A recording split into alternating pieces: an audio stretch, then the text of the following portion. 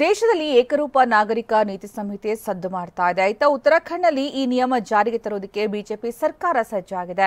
ತಜ್ಞರ ಸಮಿತಿ ವರದಿ ಸರ್ಕಾರದ ಕೈ ಸೇರಿದ್ದು ಭಾರೀ ಕುತೂಹಲ ಮೂಡಿಸಿದೆ.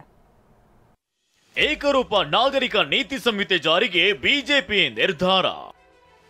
ತಜ್ಞರ ಸಮಿತಿ ಕರಡು ಸ್ವೀಕರಿಸಿದ ಉತ್ತರಾಖಂಡ್ ಸರ್ಕಾರ. ರಾಮ ಮಂದಿರ ಉದ್ಘಾಟನೆ ಉತ್ಸಾಹದಲ್ಲಿರುವ ಬಿಜೆಪಿ ಲೋಕಸಭಾ ಚುನಾವಣೆಗೆ ಮತ್ತೊಂದು ಬ್ರಹ್ಮಾಸ್ತ್ರವನ್ನ ಹೂಡಿದೆ.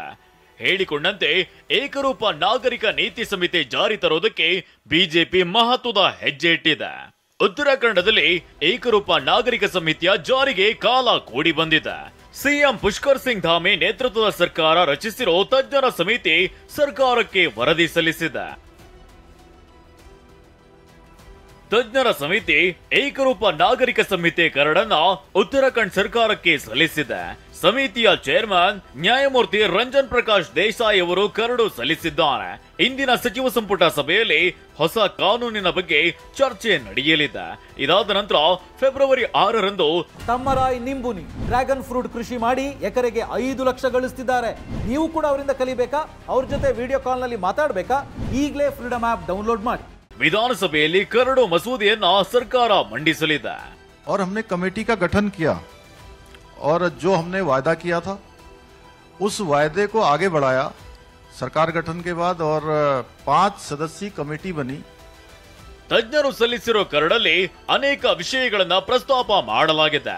ಅದೇನು ಅನ್ನೋದನ್ನ ನೋಡೋದಾದ್ರೆ ಮದುವೆ, ವಿಚ್ಛೇದನ, ಉತ್ತರಾಧಿಕಾರ, ದತ್ತು ಸ್ವೀಕಾರ ಸಂಬಂಧಿಸಿದಂತೆ ಎಲ್ಲಾ ಧರ್ಮಕ್ಕೂ ಅನ್ವಯವಾಗುವ ಒಂದು ಕಾನೂನು ಜಾರಿಯಾಗಲಿದೆ.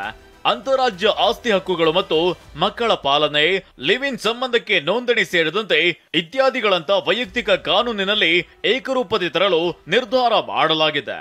2.33 ಲಕ್ಷ ಲಿಖಿತ ಸಲಹೆಗಳನ್ನ ಸಮಿತಿ ಸ್ವೀಕರಿಸಿದೆ. ಕರಡು ಸಿದ್ಧತೆ ವೇಳೆ 60,000 ಜನರೊಂದಿಗೆ ಸಂವಾದ ಕೂಡ ನಡೆಸಲಾಗಿದೆ ಎನ್ನಲಾಗಿದೆ.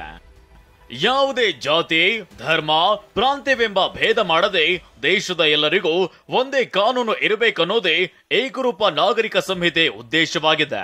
ಆದರೆ ಕೇರಳ ಸರ್ಕಾರ ಏಕರೂಪ ನಾಗರಿಕ ಸಂಹಿತೆ ವಿರುದ್ಧ ವಿಧಾನಸಭೆಯಲ್ಲಿ ನಿರ್ಣಯ ಮಾಡಿದೆ. ಇತ್ತ ಬಿಜೆಪಿ ಅಧಿಕಾರದಲ್ಲಿರುವ ರಾಜ್ಯಗಳಲ್ಲಿ ಕಾನೂನು ಜಾರಿ ಮಾಡಲು ಸರ್ಕಾರಗಳು ಉತ್ಸಾಹ ತೋರಿದೆ.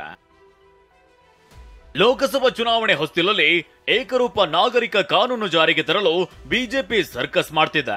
ಇತ್ತ ಪರ ವಿರೋಧದ ಚರ್ಚೆಯೂ ಕೂಡ ಜೋರಾಗಿದೆ. ಒಂದು ವೇಳೆ ಈ ಕಾನೂನು ಜಾರಿಯಾದರೆ ರಾಜಕೀಯ ಪಕ್ಷಗಳ ನಡುವೆ ಸಂಘರ್ಷಕ್ಕೆ ಕಾರಣವಾಗುವ ಸಾಧ್ಯತೆ ಇದೆ. ಹರೀಶ್, ಟಿವಿ9 ನವದೆಹಲಿ.